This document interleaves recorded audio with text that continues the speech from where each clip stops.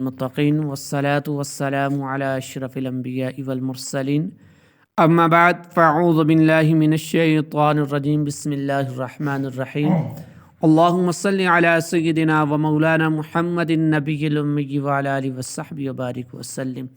اللہ رب العالمین سورہ مریم آیت نمبر 54 کے اندر اللہ رب العالمین ارشاد فرما رہا ہے، وَاذْكُرْ فِي الْكِتَابِ إِسْمَاعِيلَ إِنَّهُ كَانَ صَادِقَ الْوَعْدِ وَكَانَ رَسُولًا نَبِيًّا، اور کتاب میں اسماعیل کو یاد کرو، بے شک وہ وعدے کا سچا تھا اور غیب کی خبریں دینے والا رسول تھا۔ وَاذْكُرْ فِي الْكِتَابِ إِسْمَاعِيلَ، اور کتاب میں اسماعیل کو یاد کرو۔ حضرت اسماعیل علیہ السلام حضرت ابراہیم علیہ السلام کے فرزند ہیں اور سید المرسلین صلی اللہ علیہ وآلہ وسلم آپ علیہ السلام کی اولاد سے ہیں۔ اس آیت میں حضرت اسماعیل علیہ السلام کے دو وصف، دو خوبیاں بیان فرمائی گئیں۔ پہلے فرمایا گیا کہ آپ علیہ السلام وعدے کے سچے تھے۔ یاد رہے کہ تمام انبیاء کرام علیہ السلام وعدے کے سچے ہی ہوتے ہیں۔ دوسرا کہ آپ علیہ السلام غیب کی خبر دینے والے رسول تھے۔ آپ علیہ السلام کو رسول اور نبی فرمایا گیا۔ دوسری آیت کے اندر اللہ رب العالمین ارشاد فرما رہا ہے، وَكَانَ يَأْمُرُ أَهْلَهُ بِالصَّلَاةِ وَالزَّكَاةِ وَكَانَ عِندَ رَبِّهِ مَرْضِيًّا، اور وہ اپنے گھر والوں کو نماز اور زکوٰۃ کا حکم دیتا تھا اور وہ اپنے رب کے ہاں بڑا پسندیدہ بندہ تھا۔ وَكَانَ يَأْمُرُ أَهْلَهُ بِالصَّلَاةِ وَالزَّكَاةِ، اور وہ اپنے گھر والوں کو نماز اور زکوٰۃ کا حکم دیتا تھا۔ ارشاد فرمایا کہ حضرت اسماعیل علیہ السلام اپنے گھر والوں اور اپنی قوم جن کی طرف آپ علیہ السلام مبعوث تھے، نماز قائم کرنے اور زکوٰۃ ادا کرنے کا حکم دیتے تھے، اور آپ علیہ السلام اپنی اطاعت اور اعمال، صبر و استقلال، احوال و خصال کی وجہ سے اللہ رب العالمین کی بارگاہ میں بڑے پسندیدہ بندے تھے۔ اگلی آیت کے اندر اللہ رب العالمین ارشاد فرما رہا ہے، وَاذْكُرْ فِي الْكِتَابِ إِدْرِيسَ إِنَّهُ كَانَ صِدِّيقًا نَبِيًّا، اور کتاب میں ادریس کو یاد کرو، بے شک وہ بہت ہی سچا نبی تھا۔ وَاذْكُرْ فِي الْكِتَابِ إِدْرِيسَ، اور کتاب ادریس علیہ السلام کو یاد کرو۔ ارشاد فرمایا کہ نبی مکرم صلی اللہ علیہ وسلم آپ ہماری اس کتاب میں حضرت ادریس علیہ السلام کا ذکر فرمائیں، بے شک وہ بہت ہی سچے نبی تھے۔ آپ علیہ السلام کا نام اخنون ہے اور آپ علیہ السلام حضرت نوح علیہ السلام کے والد کے دادا ہیں۔ حضرت آدم علیہ السلام کے بعد آپ ہی پہلے رسول ہیں کہ آپ علیہ السلام کے والد حضرت شیث بن آدم علیہ السلام ہیں۔ سب سے پہلے جس شخص نے قلم سے لکھا وہ آپ ہی ہیں۔ کپڑوں کو سینے اور سلے ہوئے کپڑے پہننے کی ابتدا بھی آپ ہی سے ہوئی۔ آپ سے پہلے لوگ کھالیں پہنتے تھے۔ سب سے پہلے ہتھیار بنانے والے، ترازو اور پیمانہ قائم کرنے والے، علم نجوم اور علم حساب میں نظر فرمانے والے بھی آپ ہی ہیں، اور یہ سب کام آپ ہی سے شروع ہوا۔ اللہ تعالیٰ نے آپ پر 30 صحیفے نازل فرمائے، اور اللہ تعالیٰ کی طرف سے نازل ہونے والے صحیفوں کا کثرت سے درس دینے کی وجہ سے آپ کا نام ادریس ہوا۔ وَرَفَعْنَاهُ مَكَانًا عَلِيًّا، اور ہم نے اسے ایک بلند مقام پر اٹھا لیا۔ وَرَفَعْنَاهُ مَكَانًا عَلِيًّا، اور ہم نے اسے ایک بلند مقام پر اٹھا لیا۔ حضرت ادریس علیہ السلام کو بلند مقام پر اٹھا لینے کے بارے میں ایک قول یہ ہے کہ اس سے آپ علیہ السلام کے مرتبے کی بلندی مراد ہے، اور ایک قول یہ ہے کہ آپ علیہ السلام کو آسمان پر اٹھا لیا گیا ہے، اور زیادہ صحیح یہی ہے کہ آپ علیہ السلام کو آسمان پر اٹھا لیا گیا۔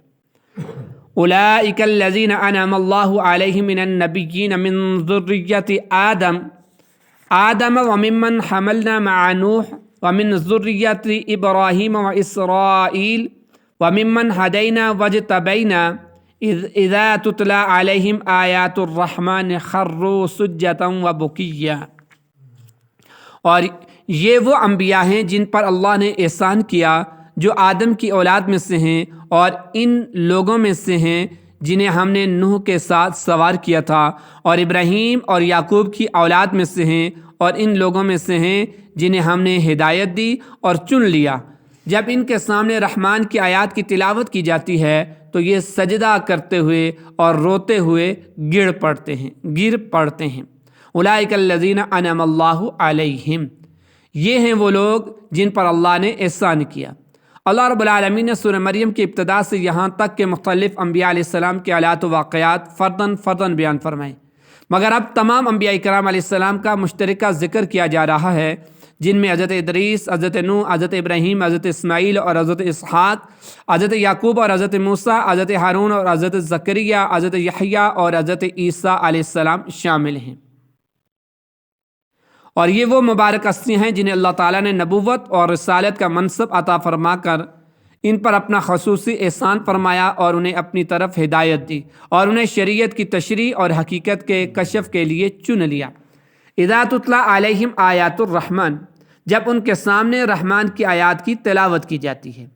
اس سے مراد یہ ہے کہ اے لوگو، تم سے پہلے انبیاء علیہ السلام نسبی شرافت میں بلند مرتبہ رکھتے تھے، نفس کے کامل ہونے اور اللہ تعالیٰ کی بارگاہ میں قرب کے مقام پر فائز ہونے کے باوجود جب اپنے اوپر نازل ہونے والی کتابوں میں اللہ رب العالمین کی آیتیں سنتے تو اللہ تعالیٰ کے خوف سے رویا کرتے تھے اور سجدہ کیا کرتے تھے۔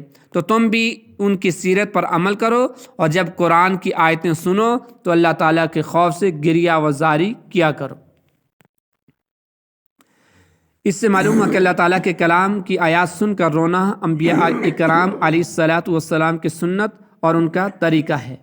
سید المرسلین صلی اللہ علیہ وسلم بھی قرآن مجید کی آیات سن کر رویا کرتے تھے، جیسا کہ حضرت ابراہیم رضی اللہ تعالی عنہ فرماتے ہیں کہ حضور اقدس صلی اللہ علیہ وسلم نے حضرت عبداللہ بن مسعود رضی اللہ تعالی عنہ سے فرمایا، مجھے قرآن پاک سناؤ۔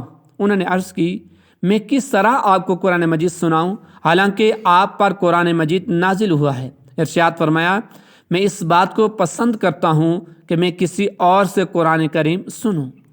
تو راوی کہتے ہیں کہ پھر انہوں نے آپ علیہ السلام کو سورہ النساء کی ابتدائی آیات سنائیں، اور جب اس آیت پر پہنچے فَكَيْفَ إِذَا جِئْنَا مِن كُلِّ أُمَّةٍ بِشَهِيدٍ وَجِئْنَا بِكَ عَلَى هَؤُلَاءِ شَهِيدًا، تو کیسا حال ہوگا جب ہم ہر امت میں سے ایک گواہ لائیں گے، اور اے حبیب تمہیں ان سب پر گواہ اور نگہبان بنا کر لائیں گے۔